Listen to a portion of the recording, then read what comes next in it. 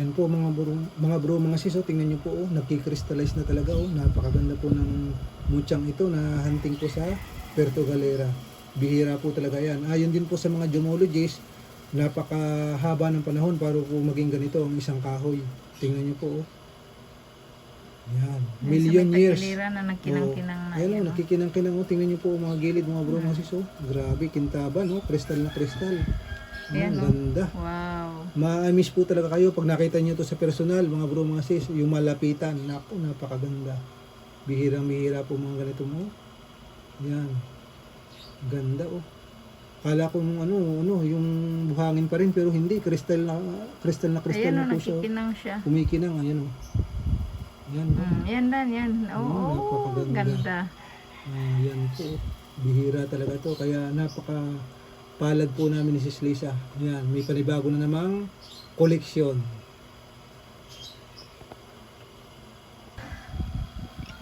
Hello po mga bro, mga sis. Mapagpalang araw po sa ating lahat. Yan, i-share ko po sa inyo yung nahunting sa Puerto Galera sa Mindoro. Sa Mindoro po, ito po. Yan, pakita ko lang po sa inyo. Yan mga bro, mga sis. Oh. Petrified wood po yan. Tingnan nyo, napakaganda. Oh. Bago lang. Tapos, ano na po siya, crystallized na. Ayan.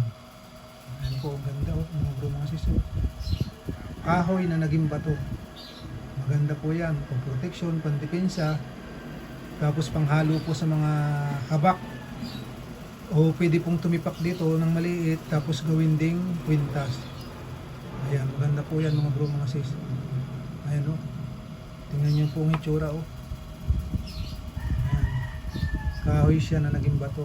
Or petrified wood sa English mga bro. Yan, mga sis. oh, crystal na. Oh, yan Ganda po, nga. Ang tingnan ganda po. ng kulay niya. Nag-orange. Oh, maganda po yan. Tapos, ang ginawa ko po nito, magdamag ko pong ibinabad sa tubig na may asin.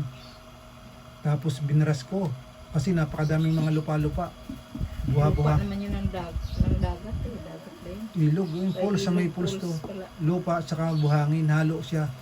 Yun ang sa mga singit-singit na yan. Ngayon po, natanggal na siya. Kasi nababad ng magdamag sa tubig na may asin. Yan. Kaya pinakita ko na po sa inyo. Ayan po.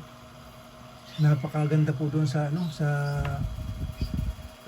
Puerto Galera mga bro, mga sis. Marami mga pools doon, ilog. May ilog na, may dagat na, may pools Kompleto pa. po doon mga bro, mga sis. Kaya Dami yan, ng buko. naipagkaloob po to sa amin. Napakaganda yan po mga bro, mga sis. Ang ganda. Oh. Bihira din po yun. Kaya sinamantala na po pagkakataon. Kahit kunti lang o ilang piraso lang ay okay na po yun. At least napagkalooban. Basta may remembrance ka na Opo. sa mga pinupuntahan. Ayan. Kita nyo, mismong mahal na ilang kalikasan po yan mga bro, mga sis. Ayan po. Napakaganda oh. Tingnan nyo oh. Kahoy na kahoy po yan. Kaya nga lang, bato na or mutya na ang tawag po. Ayan. Or ang tawag sa ibang bansa naman, fossil. Ayan, fossil yung mga vlogger po ng mga taga ibang bansa. Nagbablog din sila about sa Mga stone. bato or yung mga nakukuha nga po sa nature. Mga bro, mga sis, marami po. Mga foreigner pa. Ayan. Ay dito naman sa atin po sa Pilipinas, marami din. Ayan po, tingnan nyo. Napakaganda yan mga bro, mga sis. Ayan po. Ayan, yung itsura. Oh. Ayan.